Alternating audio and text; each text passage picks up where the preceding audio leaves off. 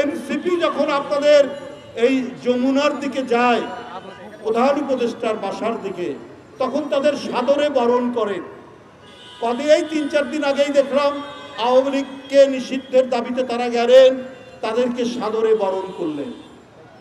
আর জগন্নাথ বিশ্ববিদ্যালয়ের ছেলেরা তাদের আবাসনের জন্য গেল, তাদেরকে আপনারা উপহার দিলেন লাঠিচার্জ, তাদেরকে উপহার দিলেন টিয়ার গ্যাস, তাদেরকে উপহার দিলেন সাউন্ড গ্রেনেড। আপনি অন্তর্বর্তীকালীন সরকার আপনারা রয়েছেন, আপনারা কি সবাই সুশীল সমাজ, আপনারা কি সুশীল সমাজের লোক, জ্ঞানী গুণী ব্যক্তি, কিন্তু আপনাদের আচরণের মধ্যে এই দ্বিচারিতা কেন? আপনাদের আচরণের মধ্যে এই বিভাজন কেন? অনেক চক্রান্ত ষড়যন্ত্র চলছে, অনেক কিছু ঘটনা হচ্ছে।